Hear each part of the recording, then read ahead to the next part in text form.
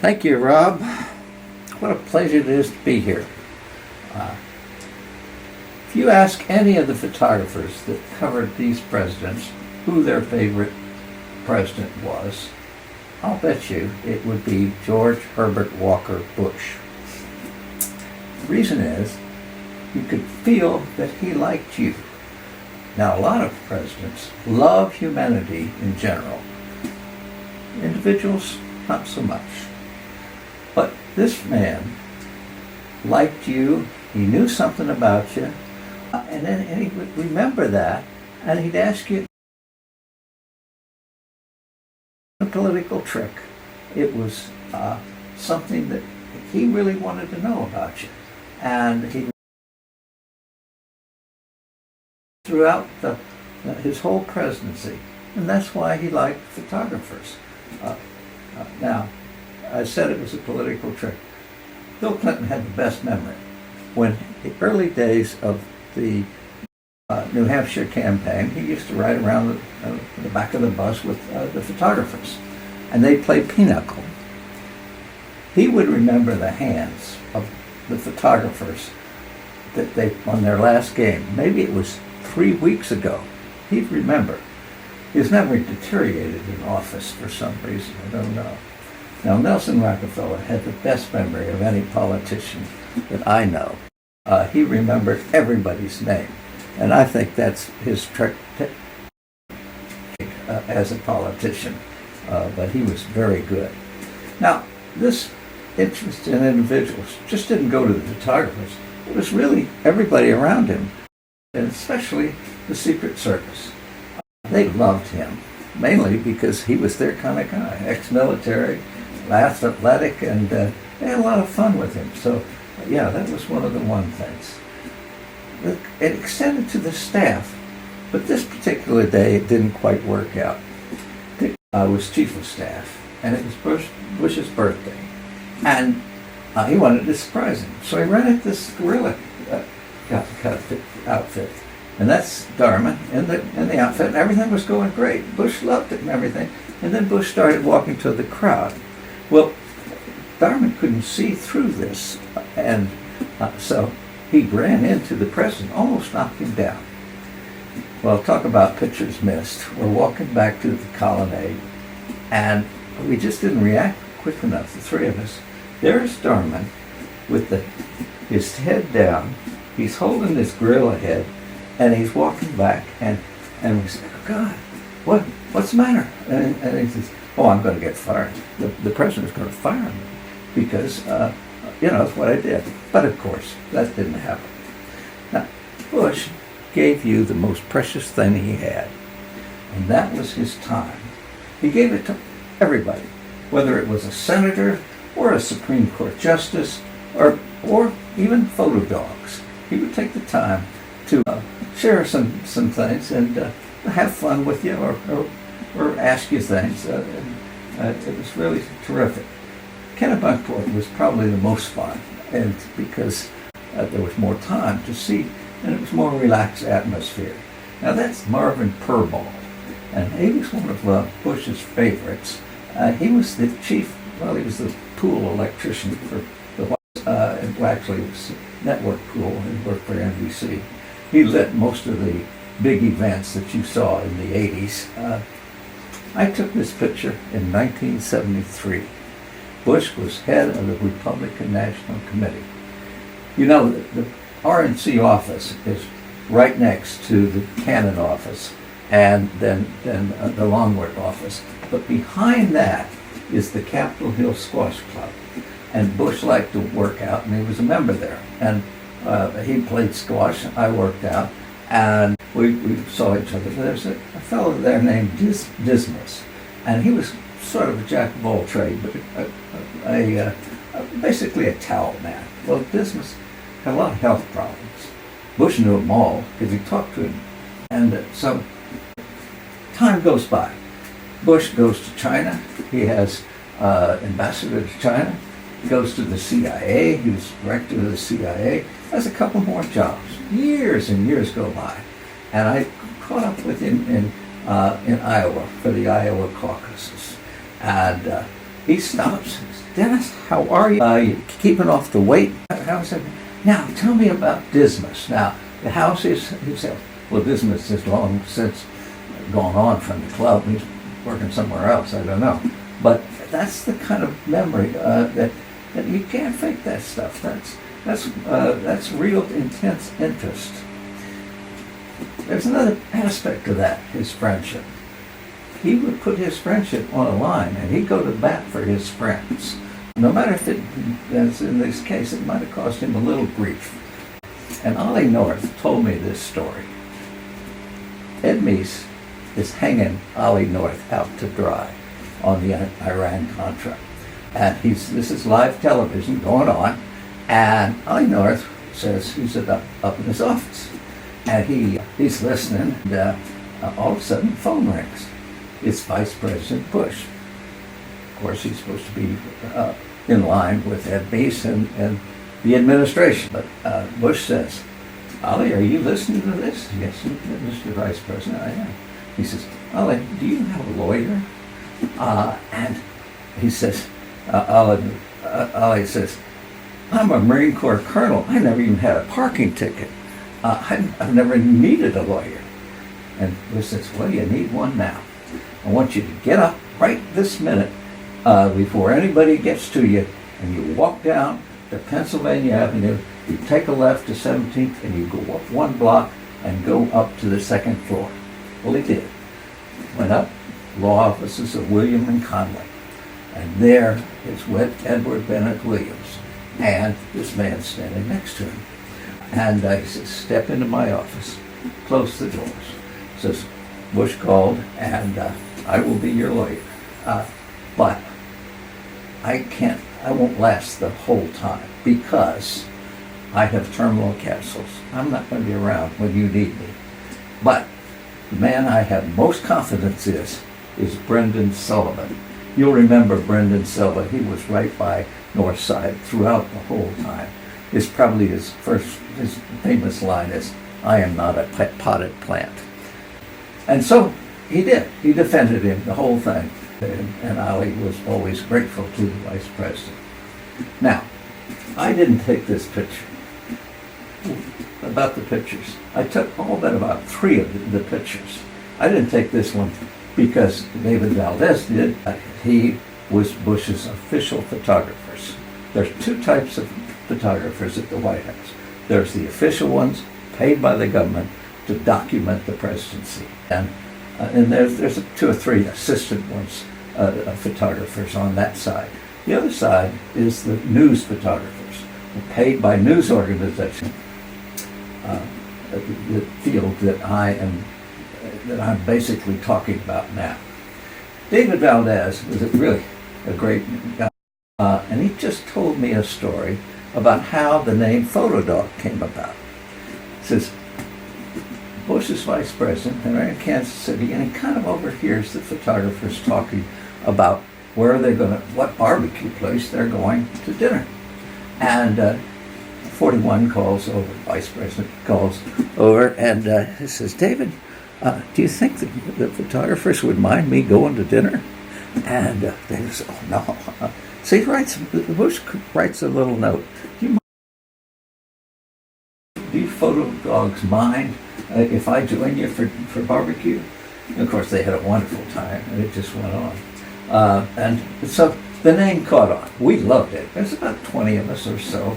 That's Bernie Boston, head of our news photographers, giving one of our photo dogs to the president. One time, the name got him in a little trouble. The motorcade, this is in Beijing, and the motorcade comes right in the middle of Tiananmen Square. And gosh, there's crowds all around to start with, and then we're coming from about the 7th car in the motorcade up there, fighting our way through crowd. Well, in Tiananmen Square, there's only one picture, the money picture. But that picture of Mao. And so the idea was to get the picture of Mao in the background as Bush is waving. The car wasn't placed exactly right, and we're on the other side of the car. And it's just not working out. But Joe Marquette, who's an AP photographer, was bound to get this picture. And he was yelling, Mr. President, turn this way, a little bit more, oh no, just, and he was really working it. And finally Bush just yelled out, oh, you photo dogs have had enough. And he gets in the car. And that's it. Next morning, Chinese papers, Bush calls his photographers dogs. That's a real big insult. But he laughed it off, everybody did. One Sunday morning, Doug Mills gets a call. Doug is the AP photographer on the White House. He now works with the New York Times, and he's about the best news photographer in this town at this time. You'll see that Doug Mills. He also has his own seat on Air Force One, which is pretty good. It's actually the New York Times seat. There's 4 seats for photographers on Air Force One. AP, Reuters, and Associated Press. And there used to be a magazine seat, but there's no magazine that can afford it these days, so the New York Times took it, and Doug Mills does all the big presidential trips. He also is a heck of a sports photographer, too. But anyway, says, can you get a couple of your friends, maybe Ron Edmonds and a couple of the other photographers, come over and play horseshoes? And yeah, so they did. So they get there, and Bush says, I need a team. You've got your team, I need a team. He turns to the butlers and says, take your coats off. And you're my team. And so this became kind of a tradition that would happen through the time. Now every August he would invite the photo dogs, about 20 of us, and our wives and dates, for a barbecue right on the White House lawn, right near the diplomatic entrance there. Cindy Brack, she's sitting right over here. Well, Cindy has flown thousands of miles with Bush 41. You see, Cindy was a purser for Pan American Airlines. And Pan American, since Kennedy, really did all the these 4 administrations. And usually the crews were about the same. And don't worry, the engine's not starting. So the president got really irritated with the photographer. That was Larry Downing. Larry is just one heck of a guy. Everybody likes Larry around because he's a funny guy, and it was just very fortunate that it was right next when Bush was in Kennebunkport, and they had a good time the week while Larry's great accents. Took him on his cigarette boat and just bonded, and it was fun until Monday morning, and they have that tagline. Bush kind of calls Larry aside and says, Larry, did you know about that tagline on the cover last week? And Larry, of course, says, I just take the picture. I don't even talk to Larry, to reporters. And with Larry, you can believe that. He's his own man. Bush says, Larry, you've been my friend, and you'll continue to be my friend. But I guarantee you one thing. Another exclusive from me.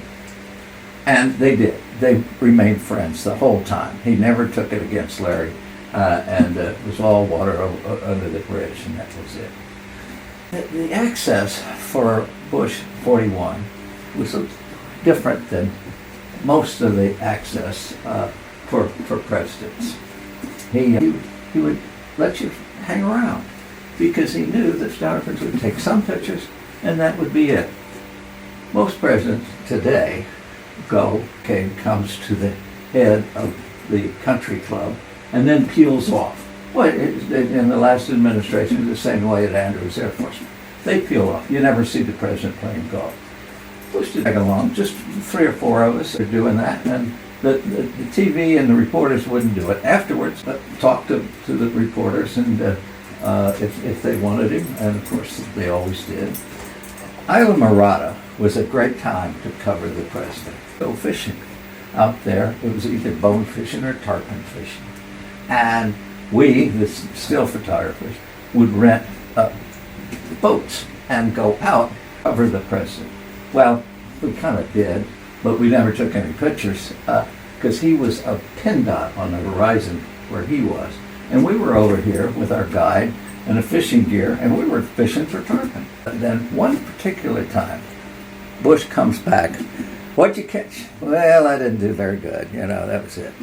Well, Daryl Hikas of U.S. News and World Report had caught this big tarpon like that. And so he gets, this is back in film, he takes these are for Happy Snap pictures, and he took in the photo map. He had these prints. Well, Bruce Sanka was the advance man, and he was looking at those. And so Bush is speaking, or he's getting ready to speak. He's being introduced to speak. And the fellow was up there introducing him, and he's sitting there. Bruce comes over to Daryl and says, "Do you have that picture?" "Yeah, here." And he goes right up to the stage, about like this, and he goes, "Daryl, last weekend."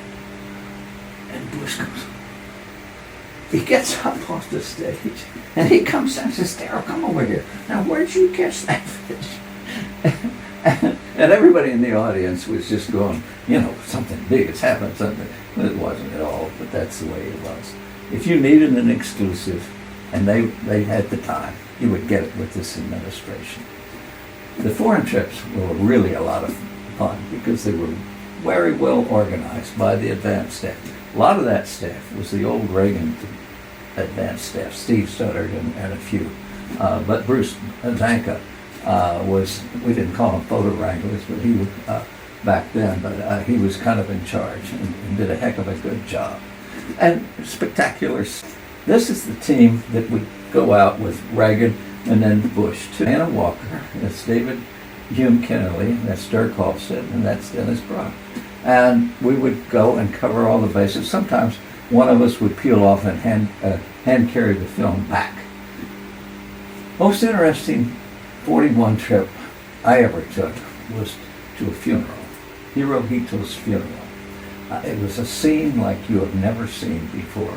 This is just one, this is his body going by, but it was a pageant of about 30 minutes in driving rain, but it was a spectacular thing. August 1990, Bush is in the Rose Garden with Margaret Thatcher. He says to Saddam Hussein's invasion of Kuwait, "This aggression shall not stand." That meant the 82nd Airborne was going to pack their bags and do a little traveling. And when that happens, the Department of Defense pool is usually activated. And the pool is made up of 2 still photographers, a color photographer, Time or Newsweek or U.S. News, and then a TV crew, TV correspondent, and about 3 reporters.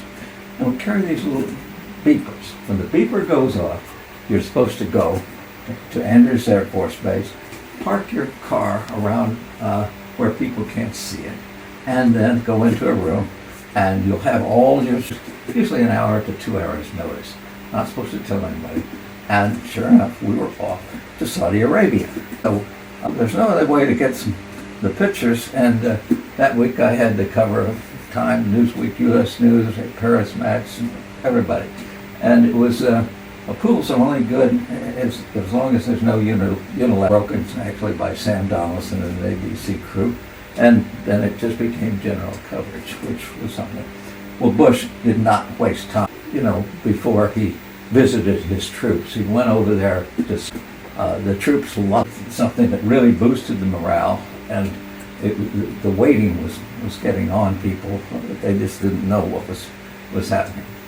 Barbara Bush went along too. Barbara Bush was one great first lady.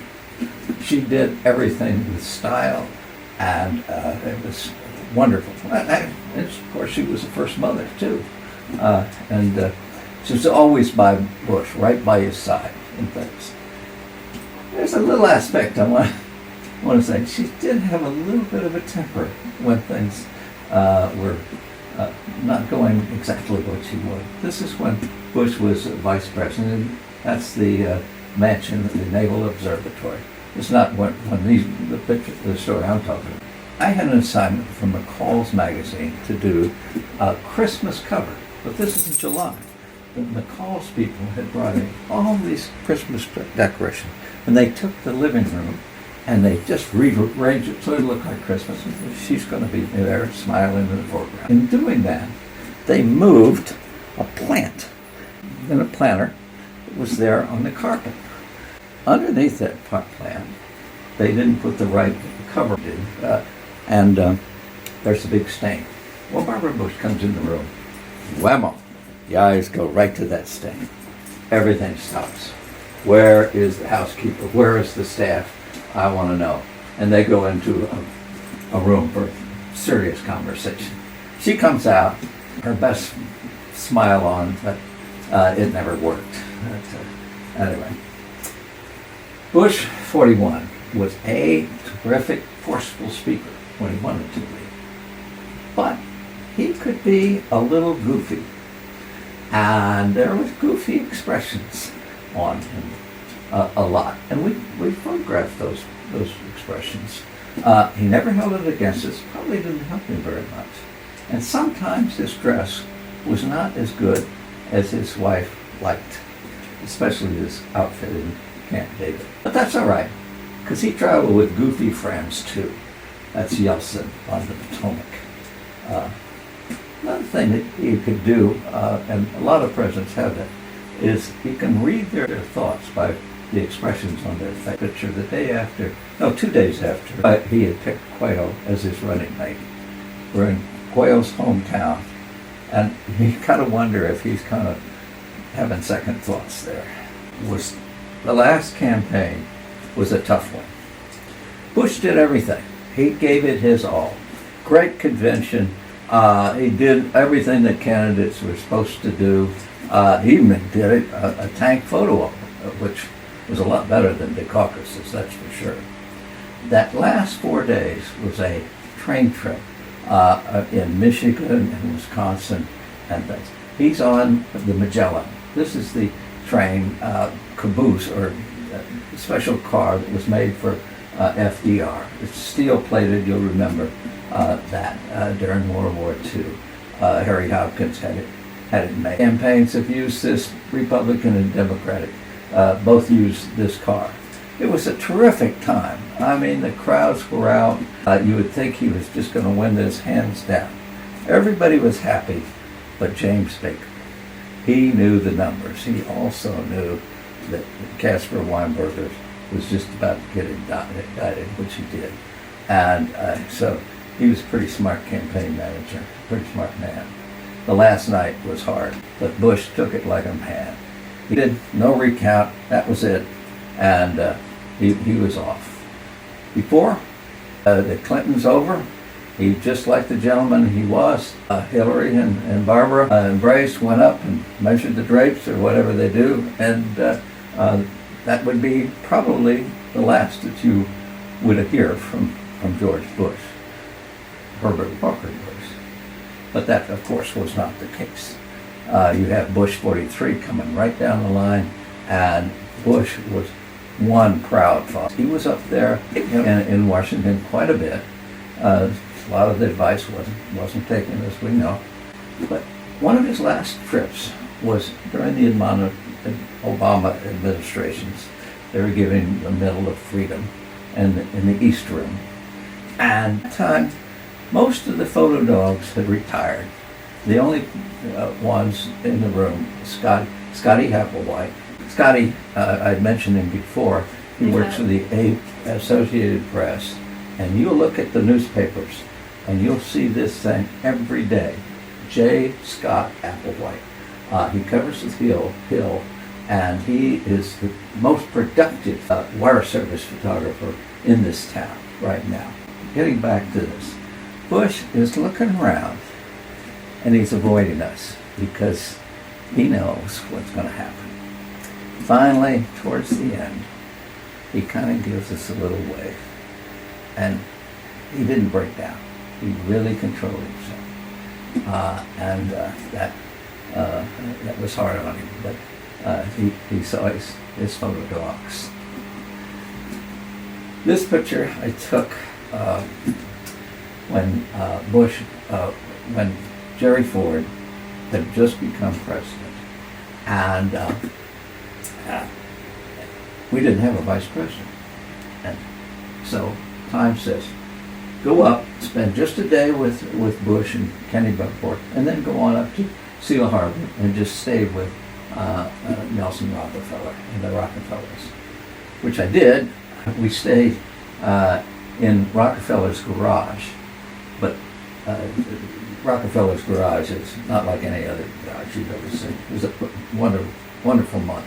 But getting back to Kenny Buckport, I get there, and Bush comes out and says, Dennis, I'm so glad you're here because I just got a new cigarette built, but I've still got the old one. So you get in Fidelity 1, and I'll get in Fidelity 2, and we'll just get some good pictures. And this is August. All his sons are there, and they're laughing. They know what's going to happen. I didn't. And so they're laughing. He says, oh, hold on. And like that. And so we get out there. Whammo, whammo, whammo. There's no way I could even hold on, much less. And finally I look over, and there is a 20-foot by 20-foot kind of raft that they swam out to. And I just, hold on. And the two boats come together. And I said, look, you put me on that raft, and then you come as fast as you can and as close as you can. And made this picture. He loved this picture. And so about a year before he passed, he had a lot of health problems, as you'll remember. And so I sent him this picture. Now we had a way of things going straight to him. And all you did is on the envelope put photo dogs, and that went to from the Bush Center right to him. About a month later, I get a letter. It's the form letter of thank you very much and all this. But around the side, it was, it says, Dennis, I still go out on Fidelity 12. And then on the other side, it's kind of scrawled out, but I don't go as fast. I hope you've enjoyed this time and maybe learned something.